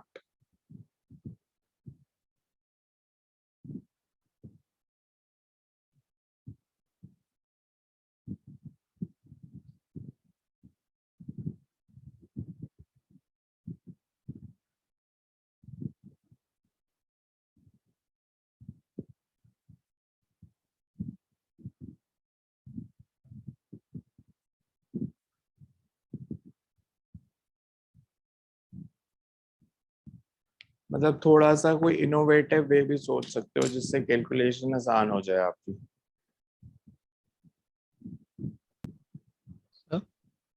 हाँ जी, सर इसमें अगर हम इंक्लाइन प्लेन को ही मतलब एक्स और वाई मतलब ले लें तो मान सकते हो, बिल्कुल मान सकते हो। मैंने इसीलिए कहा थोड़ा इनोवेटिव सोचोगे तो कैलकुलेशन आसान रहेगी। सर हाँ जी, सर मैंने इसके अंदर थोड़ा लंबा तरीका लग गया था, वो हाँ तीन तो इसीलिए तीन कह रहा हूँ ना, डाल दोबारा से सोचो। छोटा मेथड भी है इसका।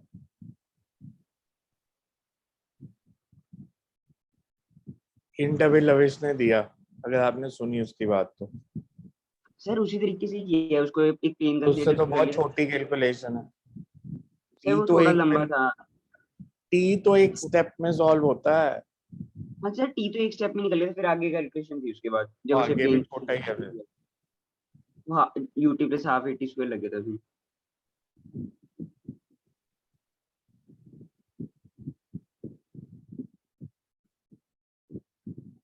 टी कैसे निकाला? टी हाँ, सर टी तो डायरेक्टली वहां से v sine theta tan theta is equal to v naught over gt हो जाएगा, क्योंकि वर्टिकल वेलोसिटी जीटी होगी और हॉरिजॉन्टल वेलोसिटी वी नॉट होगी।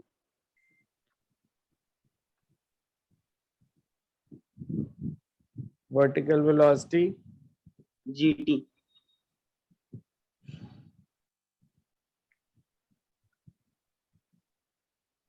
माइनस जीटी या जीटी? सर माइनस जीटी के डायरेक्शन कंसीडर करो। ओके, करो, चलो देखते हैं क्या। सर आंसर तो निकल गया था इसका।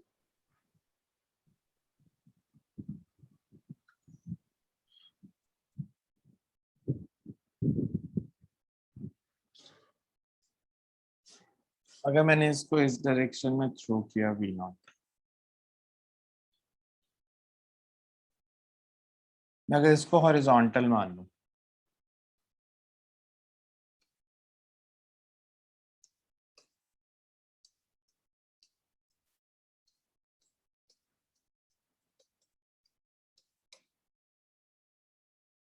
finally it's perpendicular to the plane.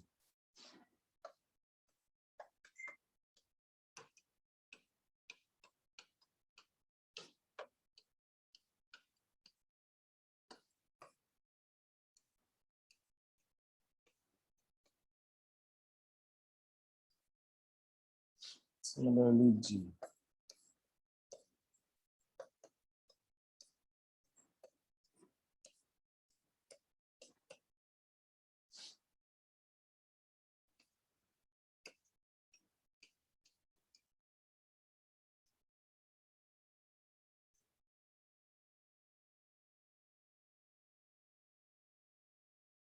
So P comes out to be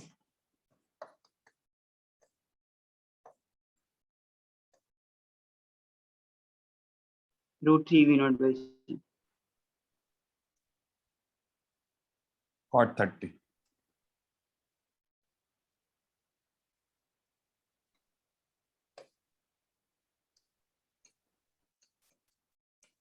ये कौन सा स्टेप लगाया मैंने? सर इसके अंदर वर्टिकल और हॉरिजॉन्टल कंपोनेंट्स आंसर निकाल। तो जीरो आप फाइनल वेलोसिटी। हाँ जी सर। फाइनल हॉरिजॉन्टल वेलोसिटी को सीधा पुट कर दिया। So √3 v naught by g आ गई। √3 naught v by g की वैल्यू नेक्स्ट स्टेप में पुट कर दोगे तो यू गेट द आंसर। अगर बॉडी यहाँ तक आती है,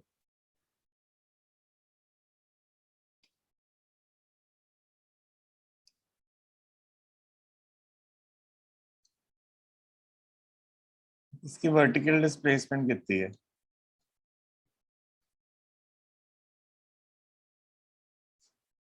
vertical displacement half gt square.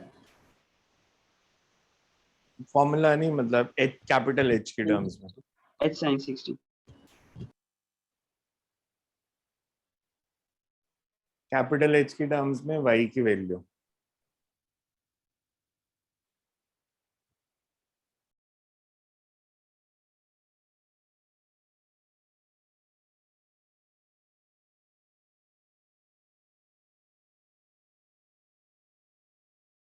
Because तभी इजीली सॉल्व होगा ना।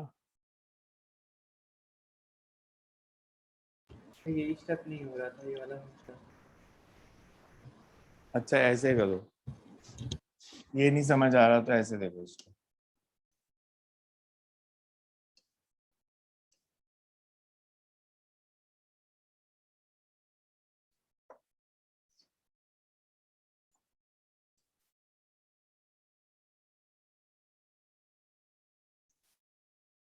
ये डिस्टेंस कितना होगा?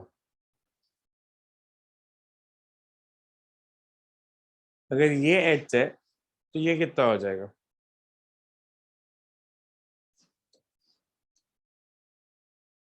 यहां से यहां तक।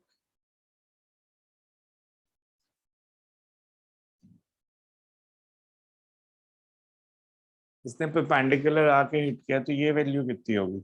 मतलब परपेंडिकुलर टू द प्लेन, क्योंकि परपेंडिकुलर हिट कर रहा है मतलब डायग्राम से वो क्लियर नहीं है, बट ये एंगल 90 है क्योंकि परपेंडिकुलर हिट कर रहा है। सर वो वाला जी cos 30। -h cos 30। Sir minus क्यों होगा? क्योंकि मैं डाउनवर्ड को नेगेटिव ले रहा हूँ।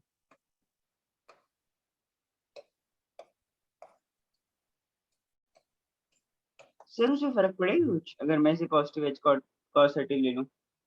अब फिर वेलोसिटीज को भी उसी हिसाब से लेना पड़ेगा ना। वेलोसिटी के हिसाब से भी।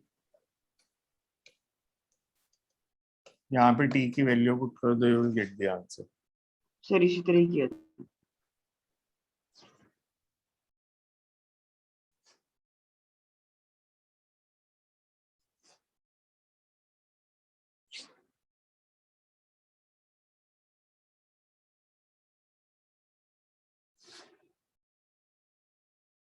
ये तो फ्री के नंबर थे। जिनका डाउट है सिर्फ वही देखना, बाकी जना आराम से होना।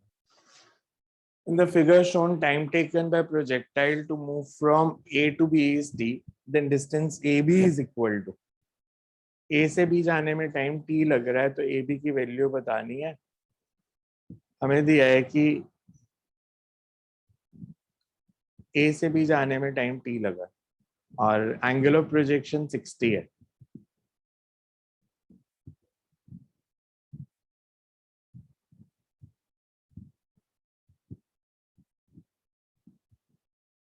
मैं इसको बहुत इजीली सॉल्व कर सकता था यूजिंग सिंपल ट्रिग्नोमेट्री।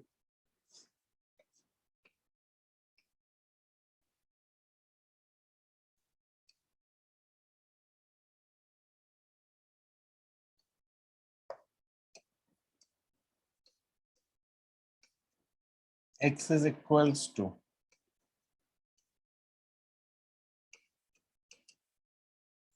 मैं अगर इंक्लाइन प्लेन को जूम ही नहीं करता तो हॉरिजॉन्टल डिस्टेंस ट्रैवल तो यही होगा u cos 60 into t।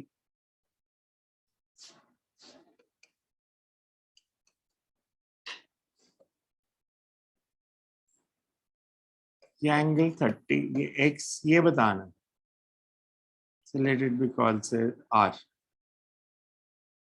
तो वी कैन से अब बेस पता है और हाइपोटेन्यूज निकालना है, तो cos 30 is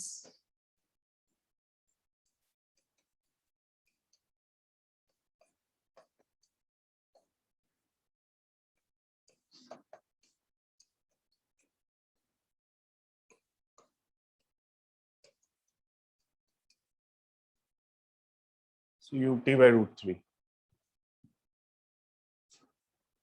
क्लियर है सबको method?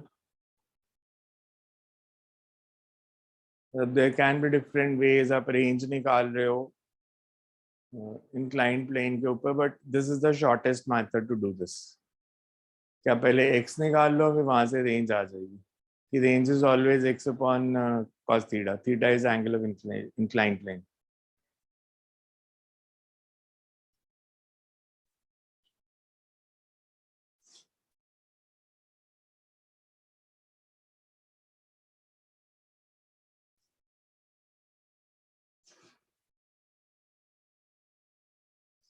Ball is projected from point A with some velocity at an angle of 30 degree with horizontal as shown. Consider a target point B. The ball will hit the target if it is thrown with velocity v naught equal to. So हमें दिया है कि the point is at a height of 0.5 meter. तो हमने बताना है कि उसको हिट करेगा या नहीं करेगा. ये डिस्टेंस x दिया है, मतलब ये इधर लिखा हुआ है, but this is x basically.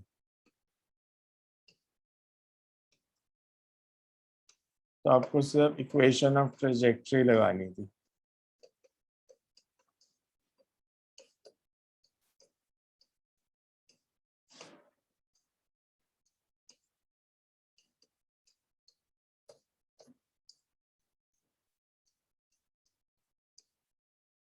So you can find the value of u square from this.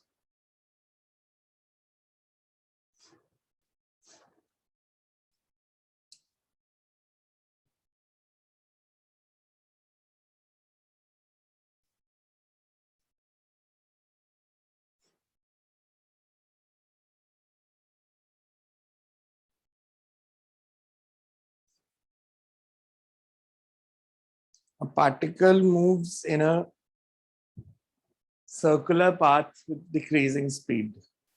Choose the correct statement. Speed कम होगी तो angular momentum constant नहीं रह सकता circle में. Acceleration A is towards center. True or false? false है. False, because there are two acceleration. Radial acceleration is towards center and tangential acceleration is also there. So the resultant is not along center. Particle moves in spiral path with decreasing radius. जैसे आपने Rutherford's model में पढ़ा. पर अगर Rutherford's model में था, अगर radius कम होगा तो स्पीड बढ़ेगी या कम होगी? जो हमने रदरफोर्ड के डिफेक्ट में लिखा था कि electron moves along a spiral path and falls into the nucleus, तो उसमें जैसे जैसे वो पास जाता है न्यूक्लियस के, उसकी स्पीड बढ़ती है या कम होती है? बढ़ती है. बढ़नी चाहिए. तो डिक्रीजिंग स्पीड नहीं होता, वो इंक्रीजिंग स्पीड से फॉल करता है. डी पार्ट ठीक है, बिकॉज डायरेक्शन चेंज नहीं हो रही, सिर्फ स्पीड कम हो रही है, तो एंगुलर मोमेंटम की डायरेक्शन कांस्टेंट है. So that is true. The direction of angular momentum remains constant if it only moves decreasing speed. Angular momentum की डायरेक्शन चेंज होती है अगर स्पीड की डायरेक्शन चेंज हो, वेलोसिटी की डायरेक्शन चेंज हो जाती. So हमें सिर्फ वेलोसिटी का मैग्नीट्यूड कम किया है, so that will not change the direction of angular momentum.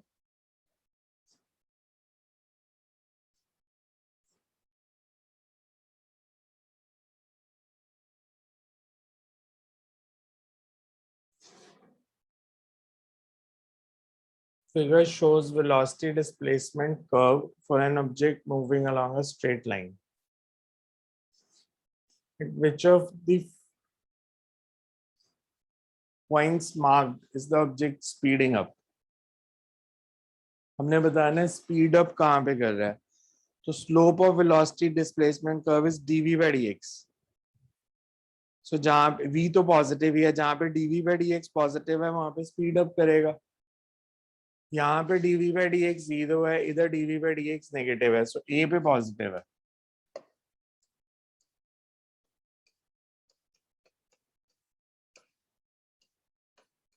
तो जहाँ पे dv by dx पॉजिटिव होगा वहीं स्पीड अप करेगा.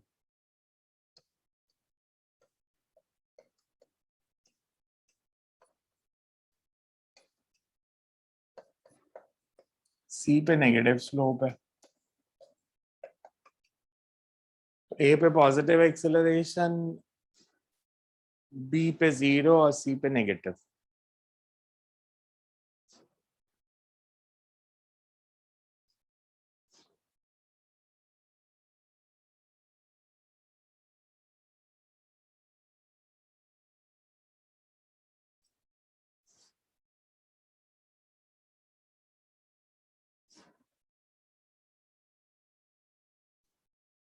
A stone tied to a string of length L is whirled in a vertical circle with other end of the string at the center. At any instant of time, stone is at lowest position, has speed u, the magnitude of change in velocity as it reaches position as string is horizontal.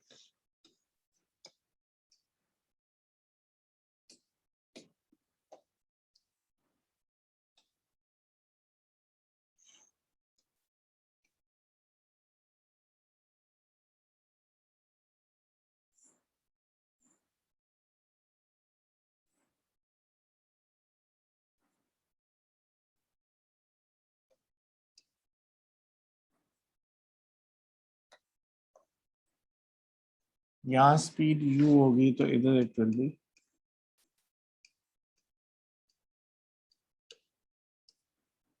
Change in velocity का magnitude बताना है.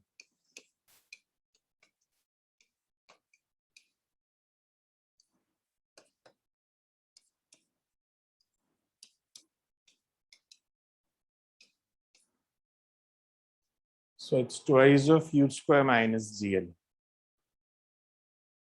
Because v1 और v2 perpendicular हैं. So change in velocity is under root of v1 square plus v2 square. So change in velocity will be v1 v2 पता है under root of v1 square plus v2 square.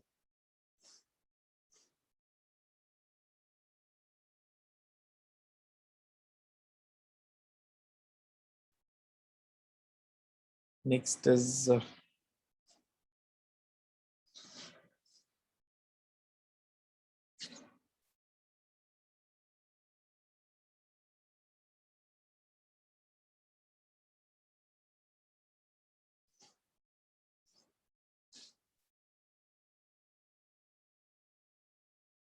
motorcyclist is trying to jump across a path as shown in figure by driving horizontally off a cliff A at a speed of 5 meters per second.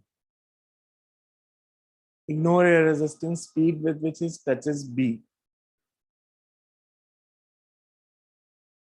Speed बतानी है सिर्फ. तो अगर A से jump करके B पे जाएगा potential energy कम होगी.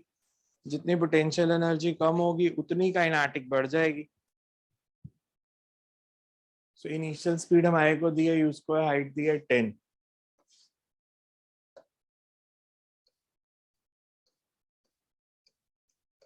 कंजर्वेशन ऑफ एनर्जी लगाओगे तो u square plus 2gh.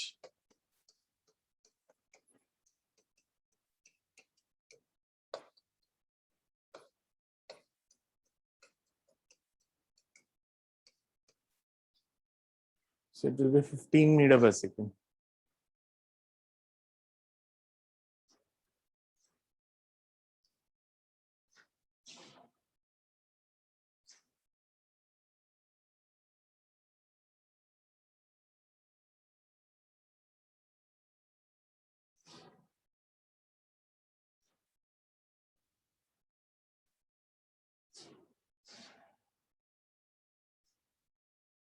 For three particles A, B, C moving along x-axis, xt graph is as shown below.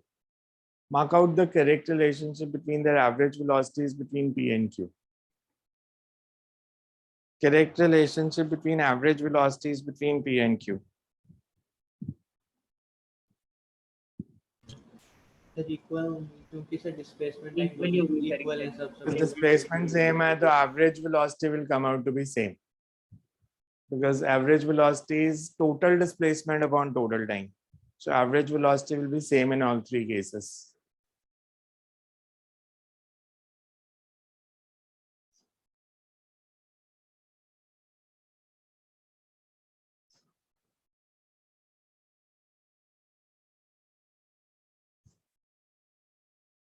A projectile is fired with velocity at right angle to the slope of inclined plane at an angle theta with horizontal. Range of projectile on the inclined plane. On the inclined plane range बतानी है. Time of flight कितना हो जाएगा? 2v upon g cos theta.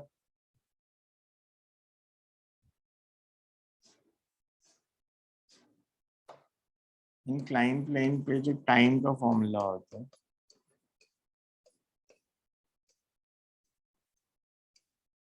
इसको अगर मैं x access मानता हूँ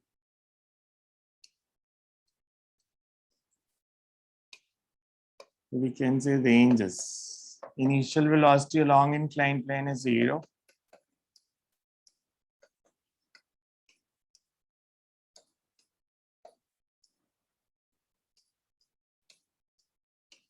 इसको सॉल्व करके देख लो जो भी आता है. Because it will be 2v square. Sorry, 30 नहीं है, theta है.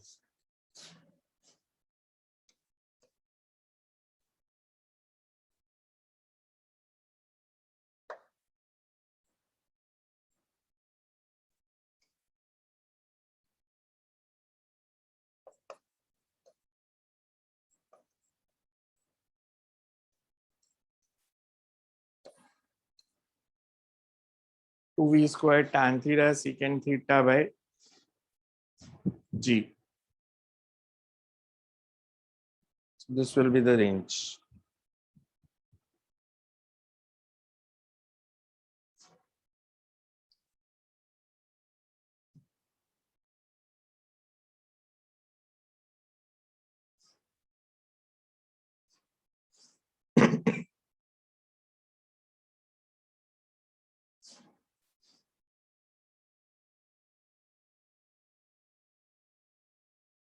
A man is swimming downstream, overcomes the float at point M.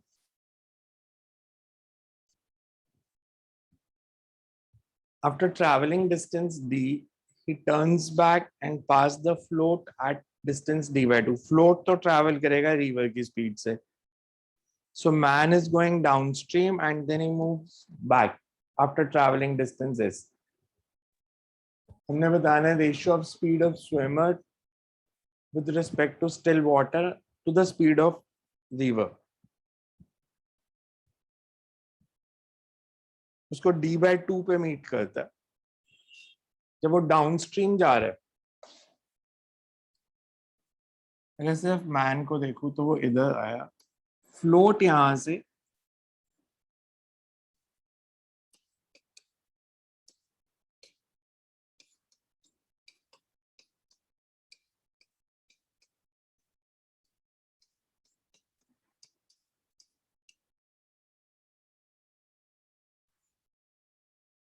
तो हमारे को क्या गिवन है. अगर रिवर की स्पीड u है तो मैन ने पहले डिस्टेंस ट्रैवल किया du प्लस v से,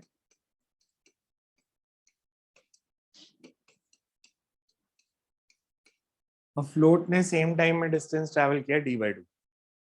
तो यहां से v by u की रेशियो निकाल दो.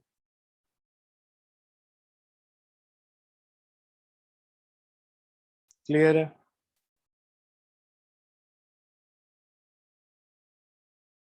कि जब वो डाउनस्ट्रीम जा रहा था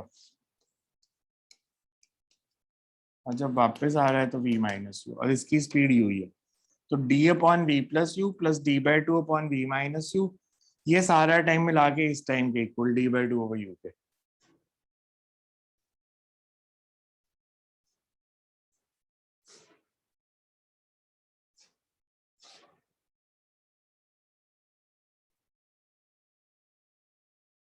तो यही डाउट्स भेजे थे मेरे को, और किसी का डाउट है तो बताओ.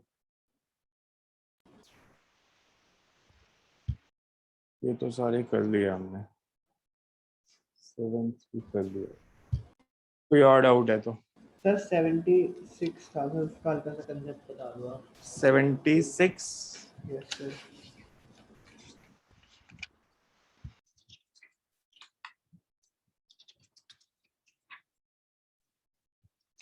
The acceleration of a particle which moves along positive x-axis varies with position as shown in figure. Velocity of particle is 0.8 at x is equals to 0. हमें acceleration displacement graph दिया हो ना, तो area under the graph होता है v square minus u square by 2. हमारे पास ये इक्वेशन होती है काइनेमैटिक्स में.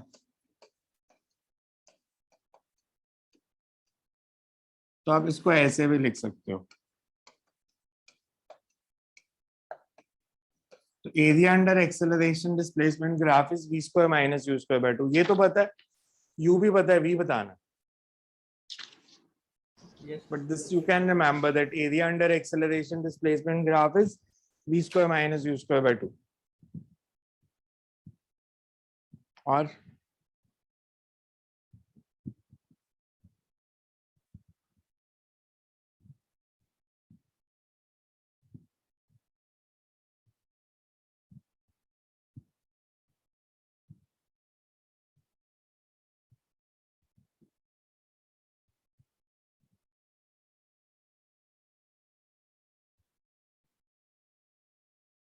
सो नेक्स्ट टाइम करते हैं इसके. अब नेक्स्ट क्लास आपकी cover today is Wednesday.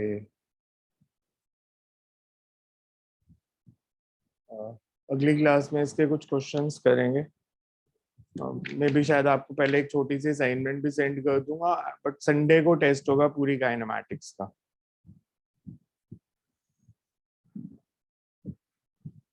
Because अभी कुछ चीजों के हम न्यूमेरिकल्स हमने नहीं किए, रिवर बोट प्रॉब्लम या वो रेन अम्ब्रेला प्रॉब्लम्स जो होती हैं वो करके, एंड कुछ और क्वेश्चंस करके फिर संडे को टेस्ट रखेंगे। सर सर्कुलर कराओगे आप? सर्कुलर डायनामिक्स, सर्कुलर जो होगा that will be in laws कुछ और कुछ वर्क में, वो डायनामिक्स है, ये तो सिर्फ काइनेमैटिक्स ऑफ सर्कुलर मोशन है। सर्कुलर के हमेशा दो पार्ट्स होते हैं, काइनेमैटिक्स मतलब सिर्फ सेंट्रीपिटल एक्सेलरेशन, डायनामिक्स जिसमें सर्कुलर में आता है banking of tracks, bending of cyclist, motion in vertical circle,